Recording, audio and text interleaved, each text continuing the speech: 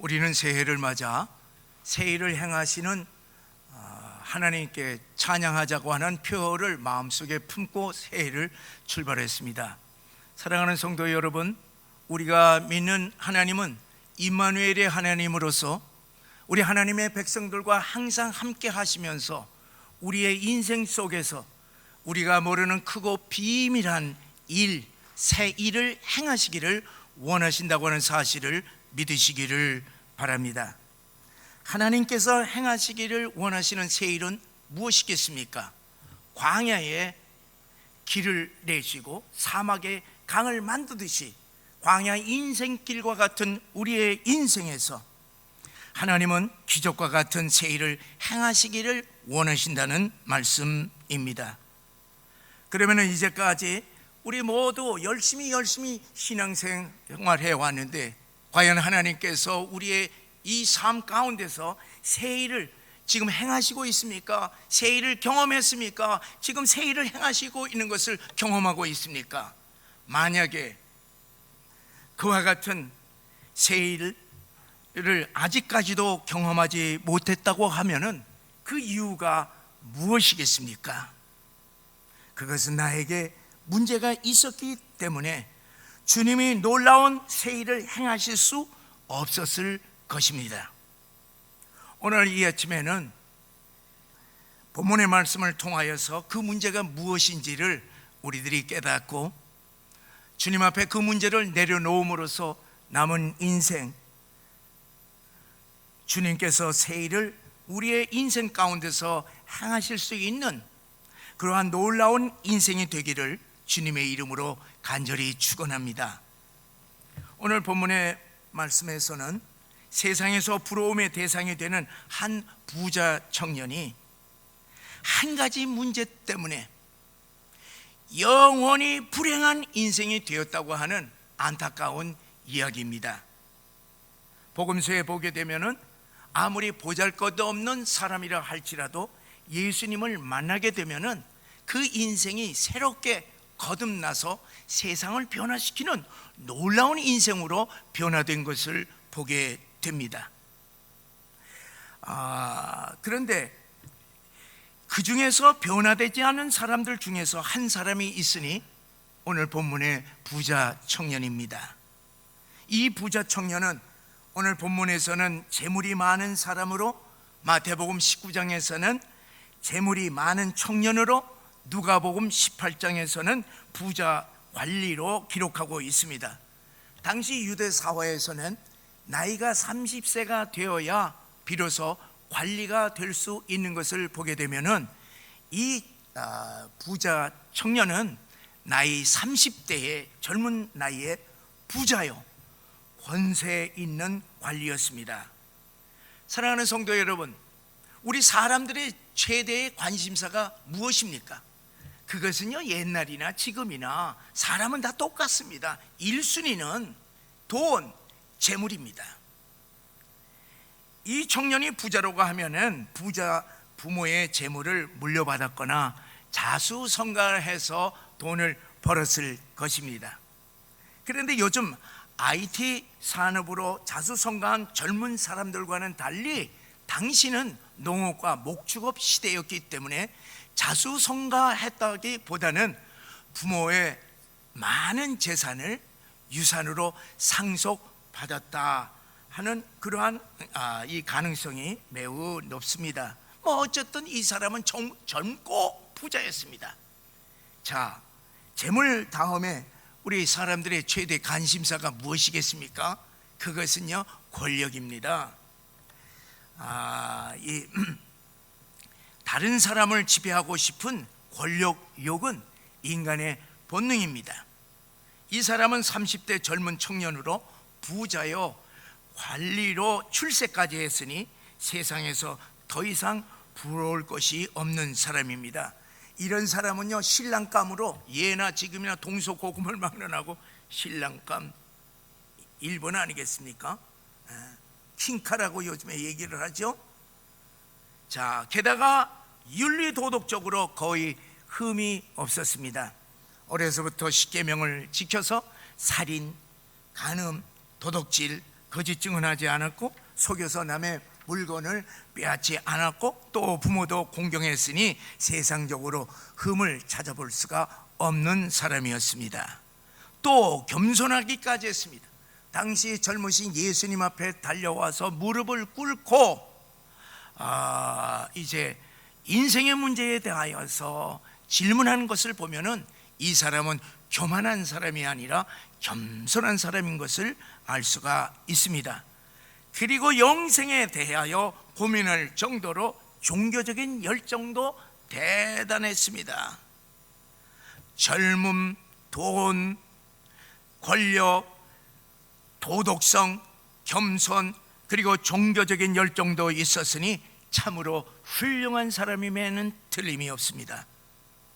자, 이런 사람이야말로 부귀영화를 이 세상에서 누리고 살면서 그리고 행복하게 살 수 있는 모든 조건을 다 갖춘 복을 많이 받은 사람이었습니다. 세상적으로 근심 걱정이 있을 수 없는 사람이었습니다. 그런데 보세요, 세상의 모든 행복의 조건을 다 가지고 있는 이 부자 청년에게 깊은 고민이 있었습니다. 그것은 영적인 고민이었습니다. 이 세상의 모든 것을 다 가졌지만은 그것에 대하여서 만족을 느끼지 못했습니다. 늘 마음이 공허했던 것입니다. 영생에 대한 확신이 없었던 것이었습니다. 그러다가 예수님이 지나가신다고 하는 소문을 듣고 달려와서 자신의 영적인 고민을 주님 앞에 털어놓았습니다. 선생님이요, 내가 무엇을 해야 영생을 얻을 수 있겠습니까? 질문한 것입니다. 사랑하는 성도 여러분, 분명히 기억하시기를 바랍니다.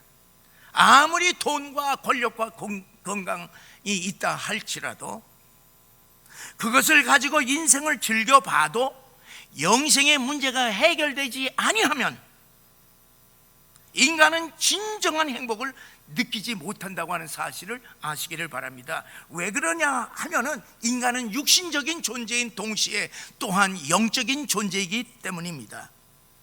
우리의 육신은 돈이 있고 건강하고 권력이 있으면 더 바랄 것이 없이 만족스러워합니다. 그러나 우리가 육신적인 존재만이 아니라 영적인 존재이기 때문에 그것만으로 만족하지 못합니다. 하나님이 인간을 창조하실 때에 죽지 않고 영원토록 살고 싶어하는, 영원을 사모하는 마음을 우리들에게 주셨기 때문에 영생의 문제가 해결되지 아니하고서는 우리의 마음은 결코 만족하지 않는 것입니다. 그래서 세상 사람들도요, 인생의 허무함을 탄식하고 있습니다. 평생에 애써서 세상의 모든 것 다 가졌어도 늙으면은 제대로 누리지도 못하고 여기저기 아파서 병원 쫓아다니다가 그 모든 것 다 내려놓고 죽음으로 세상을 떠나게 되니 참으로 인생이 허망할 뿐인 것입니다. 또 아무리 돈과 건강과 지위로 세상의 온갖 즐거움을 다 누려봐도 딱 돌아서게 되면은 공허한 것입니다. 저희가 이 젊었을 때에 흔히 아주 즐겨 듣던 이 유행가 가락인데, 제가 아무리 연습을 하더라도 이게 불러지지가 않아서 할 수 없이 제가 읽습니다. 자, 술 마시고 노래하고 춤을 춰봐도 가슴에는 하나 가득 슬픈 뿐이네.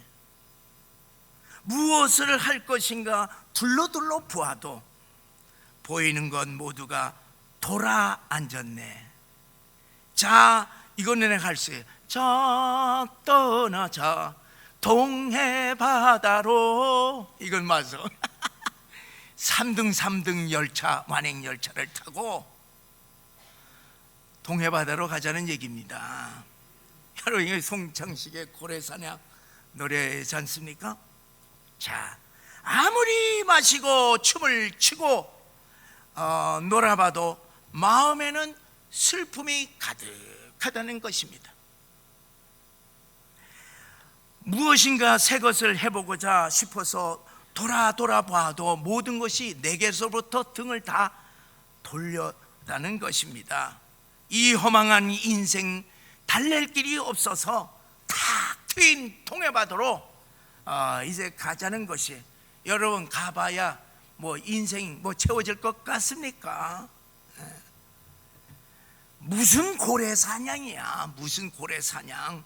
꿈같은 소리, 다 허망일 뿐이지 않습니까? 철학자들도요, 인생의 이와 같은 깊은 고민에 대하여서 말하고 있습니다. 철학자 하이데거는 사람은 누구나 세 가지 고민 속에 산다라고 말을 했습니다. 첫째는 물질에 대한 고민이고, 둘째는 사람에 대한 고민이고, 셋째는 자기 자신에 대한 고민 속에서 살고 있다, 그렇게 말했습니다. 누구나 돈을 벌기 위해서 여러분 어떻게 해요? 고민하지 않습니까?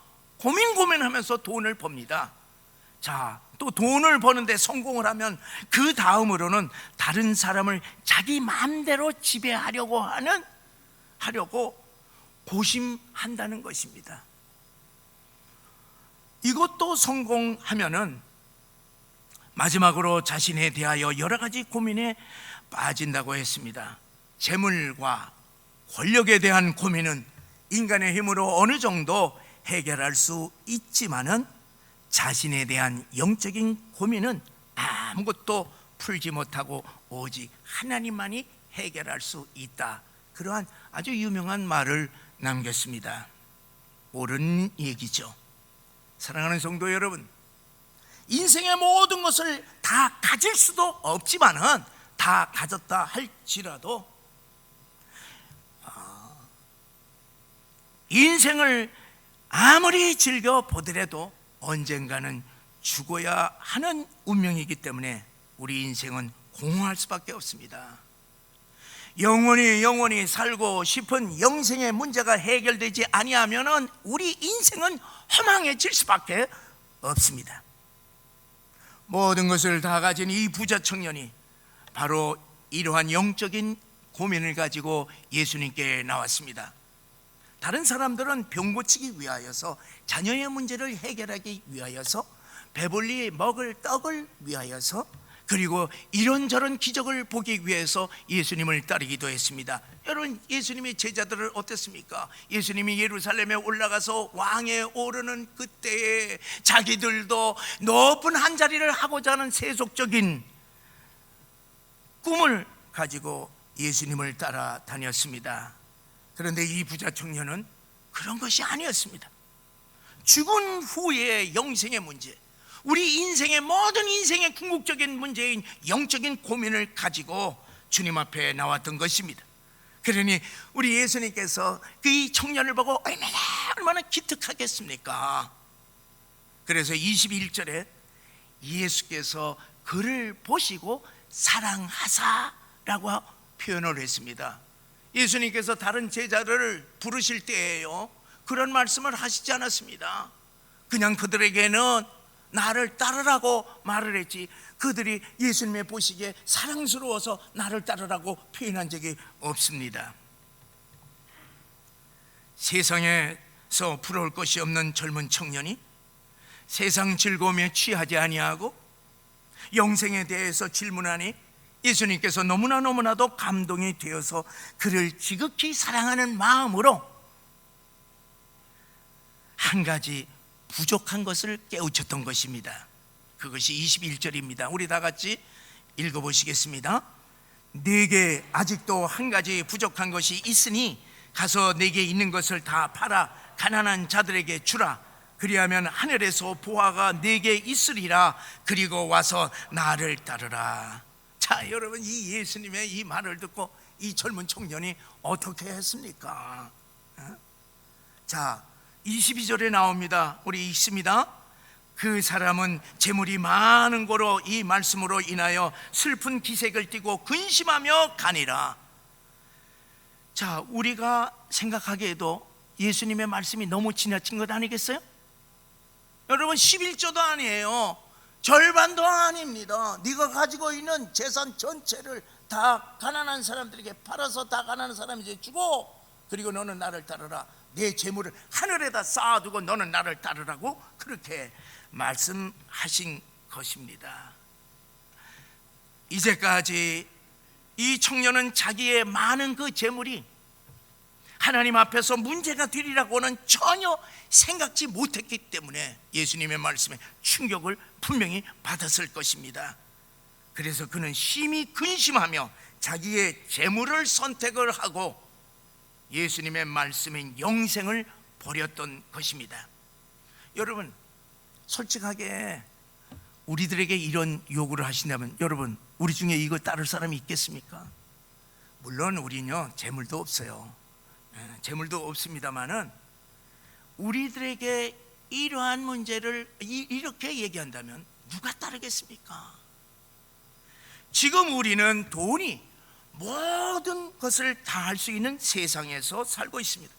세상은요 돈이 힘입니다. 돈이 꿈입니다. 그리고 신입니다.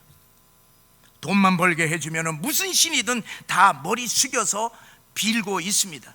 오늘날 세상 사람들 보세요. 아니 믿는 사람들도 마찬가지입니다. 돈 버는 것에 인생을 걸고 목숨을 겁니다. 돈을 사랑하여서 건강도 팔고 양심도 팔고 신앙도 팔아버립니다.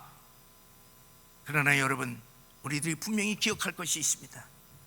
아무리 돈이 귀중한 건 사실이지만 돈이 귀해도 건강보다는 귀하지 않습니다.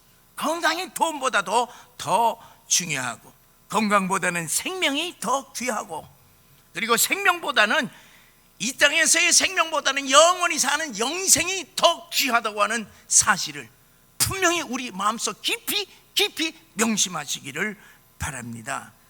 이 부자 청년은 영적인 고민은 했어도 영생의 가치를 깨닫지 못했습니다. 이 청년은 영적인 고민은 했어도 영원한 형벌의 그 끔찍한 그 영원한 세계의 그 끔찍한 형벌에 대하여 깨닫지를 못했습니다. 영생보다도 잠시 동안 사는 이 세상의 재물이 더 귀해서 영생의 주인 되신 예수님을 떠났던 것입니다. 이 부자 청년은 하나님 앞에서 재물만큼은 내가 도저히 포기할 수가 없어서 예수님도 포기했습니다. 영생도 포기해버렸던 것입니다. 제가요 참 잘 아는 호스피스 병원에 이 아주 독실한 원장님한테서 이 얘기를 마음에 그냥 충격적인 얘기를 들었습니다. 제가 놀랐어요. 그분의 얘기가 이렇습니다. 목사님, 예수를 믿든지 믿지 않든지 우리나라 사람들은 내세에 내세관이 없습니다. 이 얘기를 하는 거예요.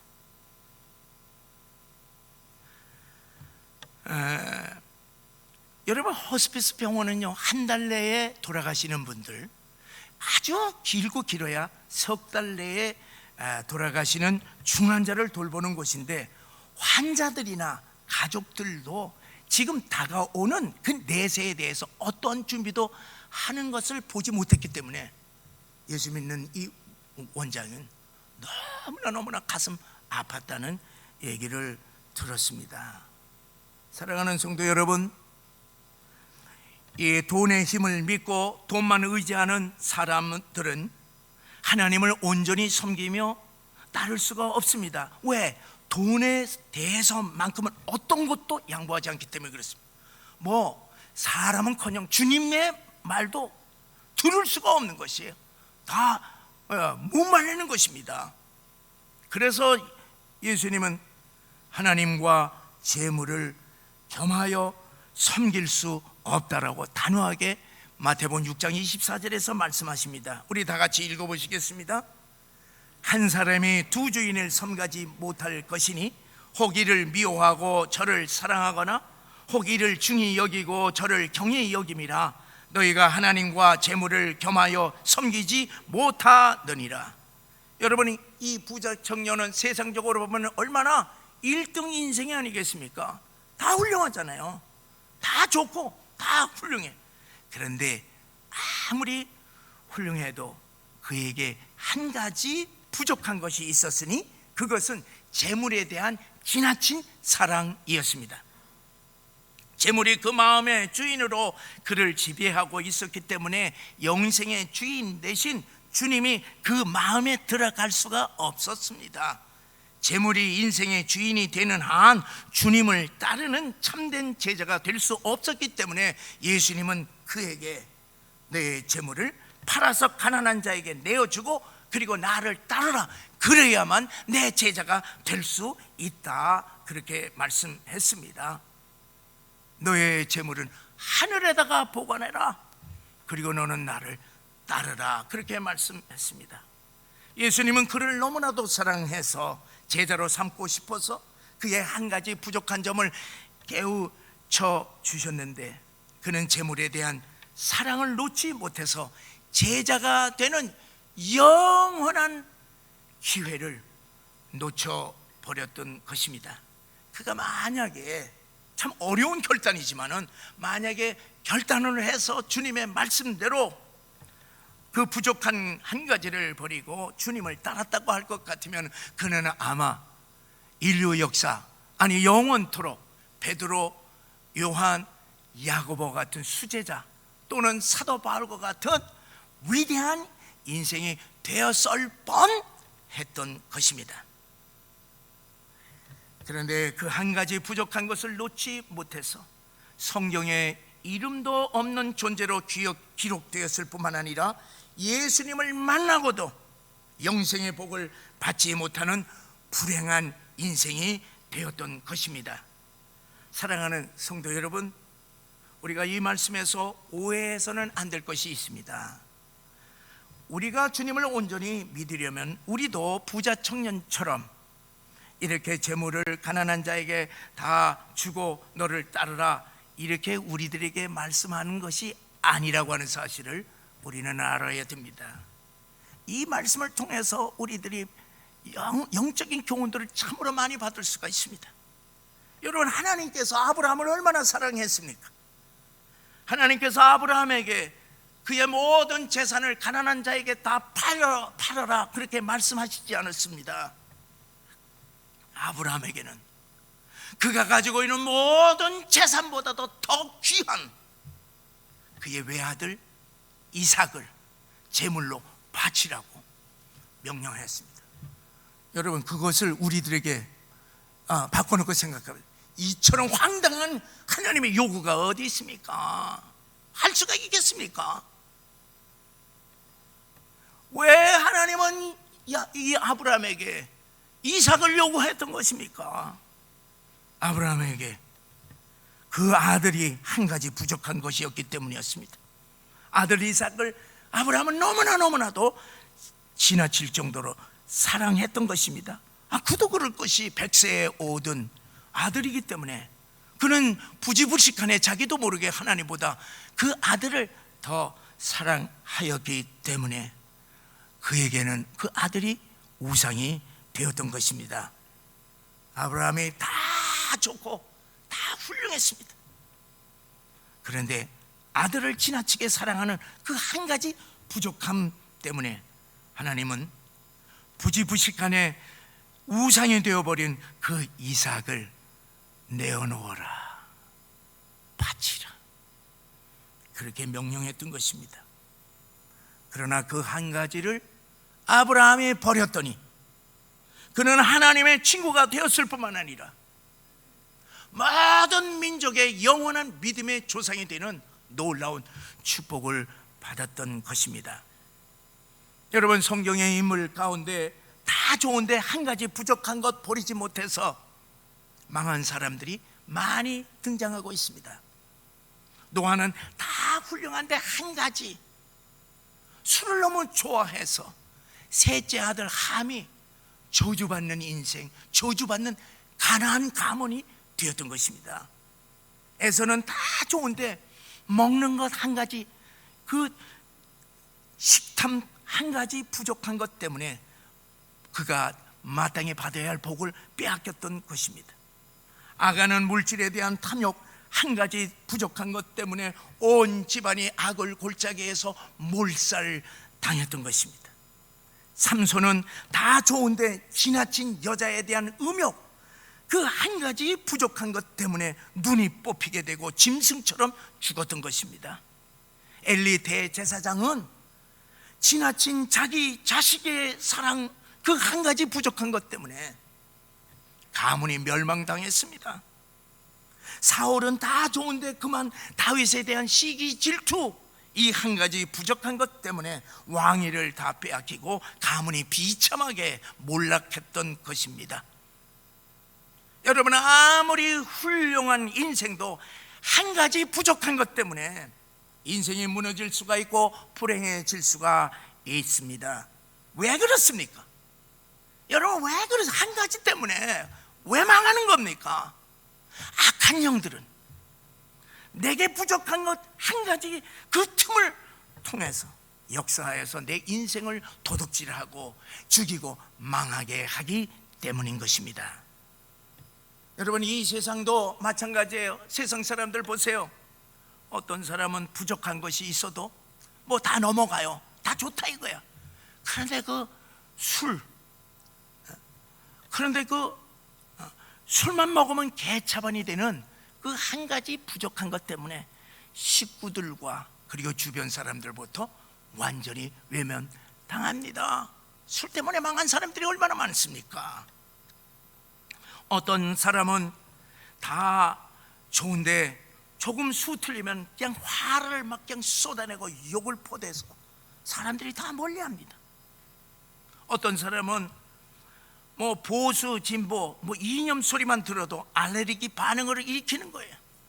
어떤 사람은 돈 욕심 때문에, 어떤 사람은 매사에 부정적으로 모든 것을 보기 때문에, 어떤 사람은 정직하지 못하기 때문에, 어떤 사람은 자기 자랑만을 하기 때문에, 그 한 가지 부족한 것 때문에 행복하지도 못하고 사람들로부터 인정받지 못하는 것입니다.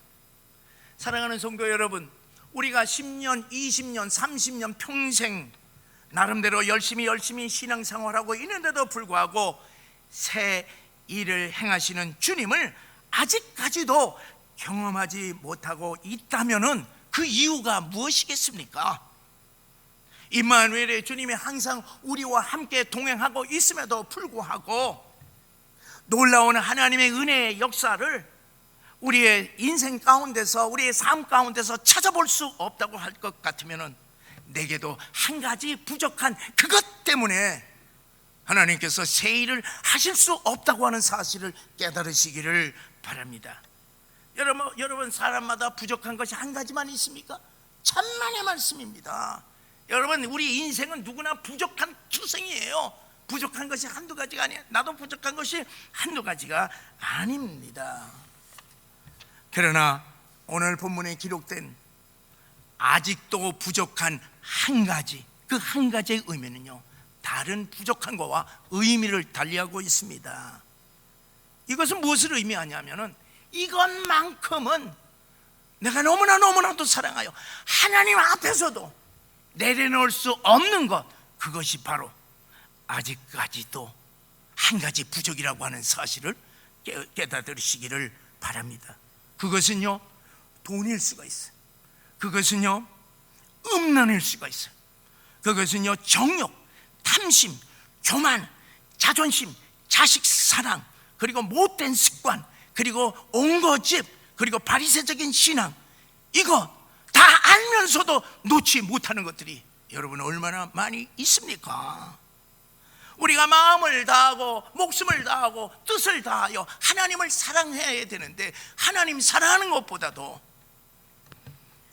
더 사랑하는 것이 있어서 이것만큼은 하나님 앞에서도 내가 도저히 포기할 수 없다는 것이 있다면은 그것이 바로 성경에서 말하는 한 가지 부족한 것이라고 하는 사실을 아시기를 바랍니다. 이스라엘 백성들 보세요. 그들은 하나님을 안 섬겨서 그들이 멸망한 것이 아닙니다. 하나님도 섬기고, 그리고 이 세상도 우상도 함께 섬김으로 말미암아 하나님께서 새 일을 행하실 수 없을 뿐만 아니라 그것 때문에 멸망당했던 것을 우리는 이스라엘 역사를 통해서 너무나도 잘 알고 있습니다. 사랑하는 성도 여러분, 우리가 신앙생활을 아무리 오래 열심히 했어도 아직도 아직도 내가 만든 우상을 사랑하여서 버리지 못하는 것이 있다면 그것이 우리에게 새 일을 하나님께서 행하실 수 없다고 하는 사실을 깨달으시기를 바랍니다. 여러분, 내게 한 가지 부족한 것이 무엇이 있습니까? 그것은요, 내가 이미 알고 있는 문제일 수가 있습니다. 왜 그러냐 하면은, 이렇게 하면 안 되는 거 뻔히 알면서, 이것이 죄인 것을 뻔히 알면서 하나님 앞에서도 계속 그 죄를 범하는 습관적인 죄, 반복적인 죄일 수가 있습니다. 이건 다 자신이 너무나도 잘 알고 있습니다. 그리고 또 모를 수가 있습니다. 부자 청년처럼. 여러분, 우리가 나의 한 가지 잘못을 우리들이 모른다면, 주여, 내가 하나님 앞에 부족한 것이, 하나님의 도저히 나를 사용할 수 없는 부족한 것이 무엇이나이까? 우리는 물어야 할 것입니다. 기도해야 할 것입니다.